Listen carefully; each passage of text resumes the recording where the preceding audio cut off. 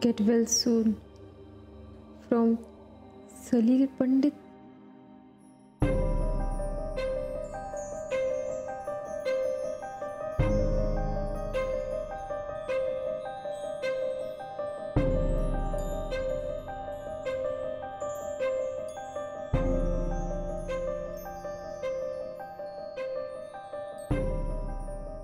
हे काय? सलील इथे येऊन गेला? हो. कशाला? खरं तर तो तुलाच भेटायला आला होता, पण मोनिकालाही भेटला. आणि ताई काय म्हणाली त्याला? मानसी, जाऊ दे ना. तो आला, त्याने गप्पा मारला आणि गेला. तो it's okay. I am sure इतकंच घडलं नसणार. ताई नक्की त्याला असं काहीतरी बोलली असणार त्याने त्याची होप्स वाढली असणार. का वागतेस ताई तू असं?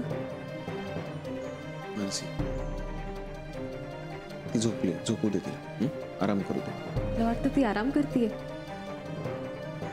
आता सुद्धा तिच्या डोक्यात असं काहीतरी चालू असणार जे आपल्या मनात सुद्धा नसेल. जाऊ दे ना. तिला जाग आल्यावर बोलू आपण तिच्याशी. ओके? कोर्ट केसचं काय झालं?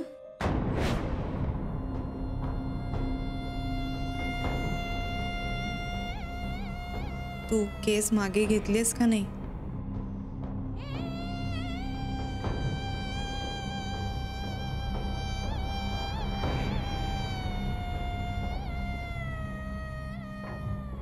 काय म्हणालीस? ज्या केसमुळे माझी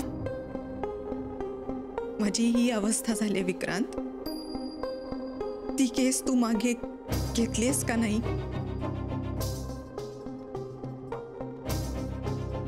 मोनिका, मला आत्ता या विषयावर काहीच बोलायचं नाही. चर्चा नकोय मला. चर्चा मलाही करायची नाहीये विक्रांत.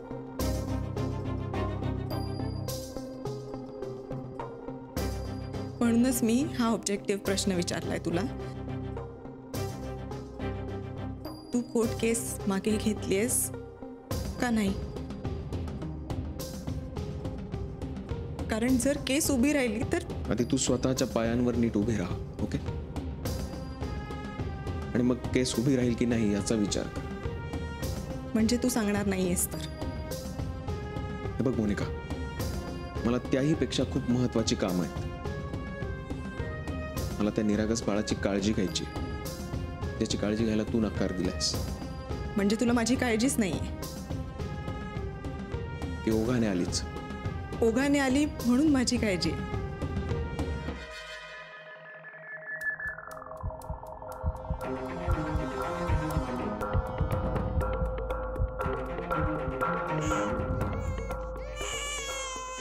हो, कालच ते तू रडू नको बाळा.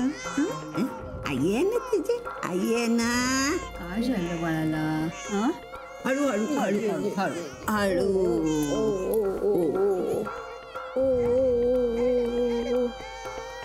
काय झालं? मावशीकडे गेल्या गेल्या गप्प झालं की अगदी.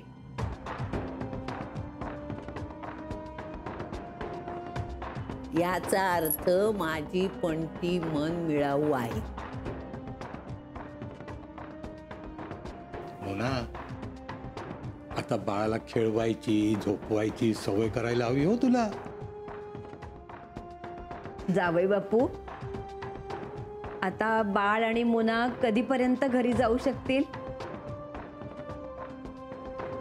आजी, आपण ह्यावर नंतर बोलूया. कारण अजून काही दिवस तरी तिला इथे ठेवावं लागणार आहे. आत्या आणि मी आम्ही डिस्कस करू आणि ठरवूया की तिला कधी घरी पाठवायचं. बरोबर आहे. तुम्ही सांगा तेव्हा आम्ही ठरवू केव्हा घेऊन जायचं. आजी, पण मला खरंच इकडे राहायचा खूप कंटाळा आलाय. कंटाळा नाही राजा, बाळाची ओढ होती ना म्हण. आजी नाही, तसं काही नाहीये. तुम्हीच विक्रांतला सांगा ना प्लीज. माझा नातू आणि माझी मुलगी सगळं तुझ्यासाठीच करतायत राजा. आनंदी राहा, खुश राहा. आणि निर्मले, आई बाळ याच खोलीत असायला हवं, कळलं का? हो. आई जवळ. तसं मी माझ्या सगळ्या स्टाफला सांगते.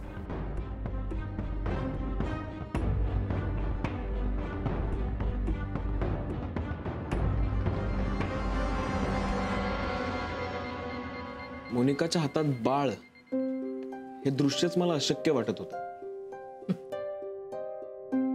आणि तुला सांगते,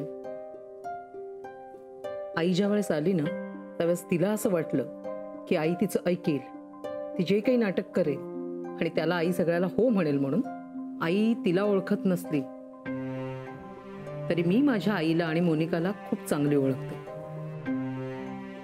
काय सांगितलंस? मी आईला फक्त एकच गोष्ट सांगितली. एकदा का आईने बाळाला आपल्या जवळ घेतलं की आईचा सगळा थकवा, त्रास सगळं दूर होतं. आत्या, आत्ता जरी आपल्या मनासारखं घडलं असलं तरी ते फार काळ टिकणारं नाहीये.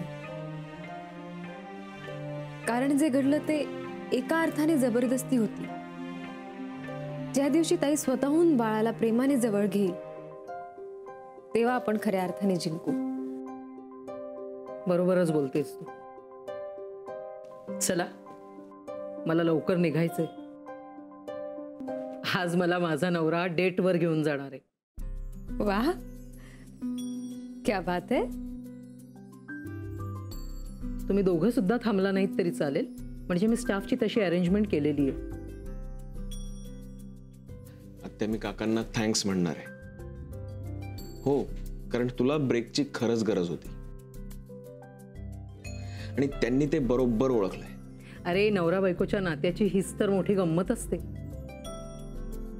एकमेकांच्या मनात काय चाललंय हे बरोबर कळतं. बरं, चला मी निघते. Have a good time. Thank you. Bye. आज फर्स्ट टाइम मी निर्मला आत्यांना इतकं खुश पाहते. माझे काका तसे खूप मस्त माणूस आहेत. म्हणजे ते फारसं इंटरफिअर करत नाहीत, पण जेव्हा वेळ येते ना तेव्हा आत्याच्या बाजूने खंबीरपणे उभे राहतात. म्हणून म्हणतात, आपल्या मनात काय चाललंय ते ओळखणारा जोडीदार असावा. आणि असा जोडीदार ज्याला मिळतो तो खरंच लकी असतो. आयडियली हो, पण सगळ्यांच्याच नशिबात तसं असतं असं नाही.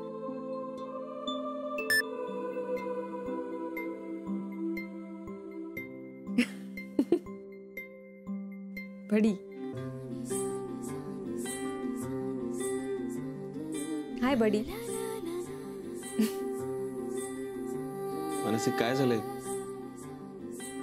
तू एकटीच का असतेस? काही नाही. तू बरी आहेस ना?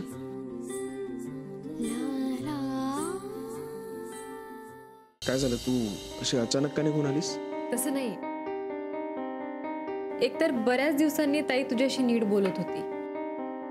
म्हटलं आपण तिथून गेलेलं बरं. खूप बरं वाटलं तुम्हा दोघांना इतका वेळ शांतपणे बोलताना बघू.